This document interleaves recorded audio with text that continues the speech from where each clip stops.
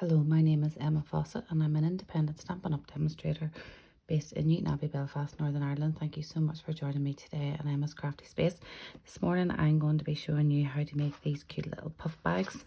They are very small and they're made by one 6x6 piece of DSP. They've got a nice feature in that they're nice and curved, but then they've got this nice square base so they're easily stood up.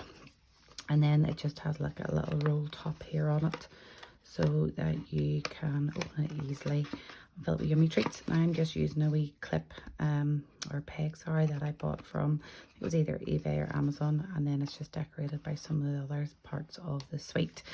So I'll show you what this suite is. It's called Regency Park.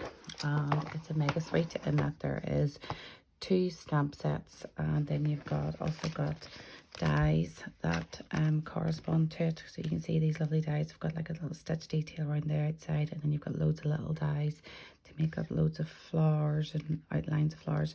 And then we've got a punch, and the punch correlates with these two images here. So you've got the outline, which is normally stamped in a darker colour, followed by the filler inner or the colour inner, and it again, you would maybe do a lighter version of the outline, and then you've got your 2 leaves as well. So the punch does the 3 flowers at once, and then your leaves, sometimes I just find it easier just cutting a 1-inch strip and just stamping them along in a strip, do you know, in that kind of shape on your strip, and then you can just feed it along your punch.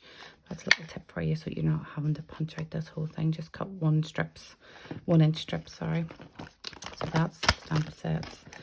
There is a lovely navy ribbon, so this is just a piece of it as well, so it's Night of Navy bordered ribbon. And then the DSP and the milky dots. So you can see my milky dots have been well used. So the DSP is really lovely. This is what is left of one of my packs. So as you can see, it's quite a busy paper. Normally I would go more subtle tones, but these are really nice, and the Petal pink and the balmy blue kind of break it up, and then they're lighter tones of mango melody as well. So they are busy, and then obviously you've got your stripes and dots and your more understated sides. So I'm going to go with this one, and you're going to maybe need a scoreboard or a trimmer. I find it easier when I'm doing these ones, just keep it on the scoreboard, because it means that it's all in one place and you're not having to move things along. You're going to be using your more bulbous end of your score tool as well. Now if your paper's directional, you need to the way you put this into your scoreboard is, this is the base and this is the top. So your paper, if it's directional, will be lying horizontal. So your first score is going to be at 1 3/8, and then your next score is going to be at 5 1/2. So this is the base and this is the top. Then you're going to turn it 1 turn clockwise, and you need to pay attention to this one. First score is again 1 3/8 to the first score line. Then you've got 2 3/4 all the way. Then you have 4 1/8 to the first score line, and then 5 1/2 all the way. So I'll just go through those again. So 1 3/8 to your first score line, 2 3/4 the full length, 4 1/8 to the first score line, and 5 1/2 all the way. So that's all your scoring done. You may find it easier to turn your paper over and look for your score lines on the plainer side. So we're just going to do some cutting now. So you're going to go up to your first score line and all these little sections here.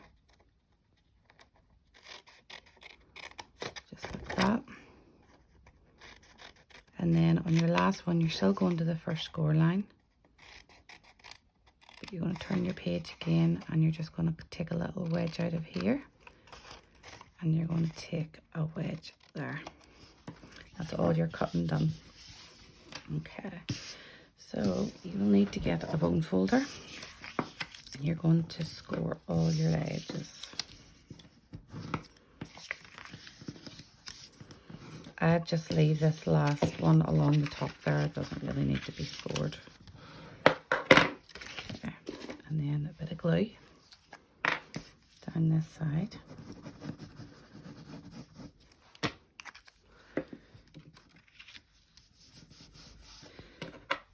Just use your bone folder just to make sure you're getting that glue really pressed into the paper. Okay, so I'm just going to let that sit for a second. Now I have sized this bag up. This one was made a number of years ago using the Free as a Bird or Bird Ballad suite at the time. You can see that there is a considerable size difference. So this was made with a 12 by 12. It's a little bit battered, but the principle's still there in that you've got this nice curve and then a curved base. Now, before you stick this, you could go along and corner around all your edges here, and it'll give you this nice finished a bit more of a polished look. You know, it's more curved. It means that you've no rough edges overhanging. It's up to you if you want to do that. I'll link the tutorial for this, or if you're happy you can just scroll on down to my videos. It would be one of my earlier videos, but you can see that it is a good size. Fit plenty in there. So it's just to give you that wee tip if you do want to do the corner rounder there, it's at the bottom. Right, get back to this wee one. So we're just going to stick these down. So you're just going to glue opposites. Get my lid off. So just push that down. And then this is going to be the front of my bag. So I want this to be the last tab going down, just so that all your joins are kind of covered. Whenever you're putting it together, if you just try and hold that as a square on the bottom, and it means then hopefully it'll cut down anything being overhanging at the bottom, and it'll give you that nice finish. So I'm just going to set that up and use my bone folder just to make sure that everything's stuck in there.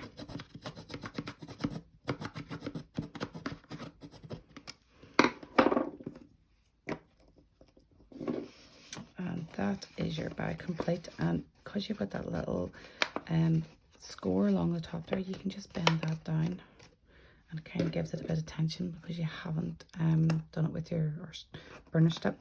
And then your little peg to do is your little tag. So this is the Label Me Fancy Punch. I use it for everything. It's just a great wee size. And then obviously you can layer it up with the Label Me Lovely, I think it is, punch. So again, I've just used the glittery ribbon. It's in the main catalogue, and I've paired it with that Night of Navy from the suite. And whenever you're stamping your sentiment, I would definitely veer over to the right hand side so that you can just fit that on there. You can either staple it or use a glue dot. It is entirely up to you. And then whenever I'm making wee things like this, I always keep a wee bag of extras that I haven't used for projects, and then you can just pick whatever flower that you want to use that is from this punch. So they're good size. This one's probably in between the size of a 10p and a 50p. So there are good sizes, and just finish it off by decorating it with one of those wee flowers, or a couple. Just depends how big your label is and how busy you want it to be. And obviously then a wee rhinestone or gem in the center of the flower just to make it a bit more interesting.